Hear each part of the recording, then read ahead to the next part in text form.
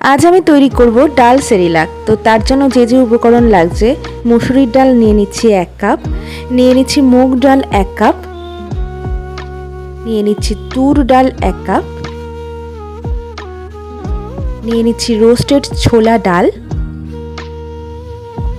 নিয়ে নিচ্ছি উড়দ ডাল বা মাসকলাই যাকে বলে সেটাও 1 কাপ, এবং নিয়ে নিচ্ছি গ্রিন মুগ, এটাও 1 কাপ, আর নিয়ে নিচ্ছি 2 কাপ রাইস। সেই রাইসটাই নেওয়া উচিত যেটা সহজেই হজম হয়, যেহেতু এটা বেবিদের জন্য তৈরি হচ্ছে। আর যেটা লাগছে, আলমন্ড নিয়ে নিচ্ছি 1 কাপ, নিয়ে নিচ্ছি পরিমাণ মতো চিনে বাদাম, আর নিয়ে নিচ্ছি কাজু এবং 1 টেবিল স্পুন মতো জিরে। এবার যে ডাল আর চালগুলো নিয়েছিলাম সেগুলোকে মোটামুটি 2 থেকে 3 বার খুব ভালো করে ধুয়ে নিতে হবে, এবং ধুয়ে নেওয়ার পর একটা পরিষ্কার শুকনো কাপড়ের ওপর এইভাবে রেখে মোটামুটি 1 দিন শুকোলে খুব ভালো হয়।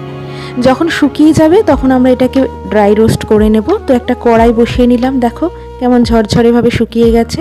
তো এইভাবে মোটামুটি মিডিয়াম টু লো ফ্লেমে 15 থেকে 20 মিনিট আমাদের কিন্তু এইভাবে নেড়ে চেড়ে কনস্ট্যান্টলি নেড়ে চেড়ে এইভাবে ভেজে নিতে হবে। একইভাবে আমরা এই বাদামগুলোকেও কিন্তু ভেজে নিলাম। যখন 50% ভাজা হয়ে যাবে তখন আমরা জিরাটাকে অ্যাড করে এটাকেও কিন্তু বাদামের সাথে আমরা সমানভাবে ভেজে নেব।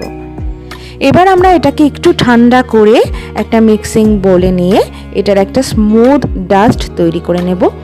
একইভাবে চালটা আর ডালটারও কিন্তু একটা স্মুথ ডাস্ট তৈরি করে নিলাম। এবার একটা চালুনি দিয়ে ছেঁকে নিয়ে আমরা এই চাল আর ডাল এবং বাদামগুলোকে একসাথে মিক্স করব। তো তৈরি হয়ে গেল আমাদের হোমমেড ডাল সেরিলাক।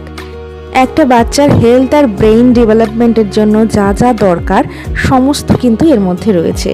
2 টেবিল স্পুন সেরিল্যাক নিয়ে কফি মগের হাফ কাপ জল নিয়ে 2 মিনিট ফুটিয়ে নিলে এইরকম একটা কনসিস্টেন্সি তৈরি করে নিতে পারো, এবং তাহলেই কিন্তু রেডি হয়ে যাবে আমাদের প্রপার ডাল সেরিল্যাক। তো অবশ্যই ট্রাই করো।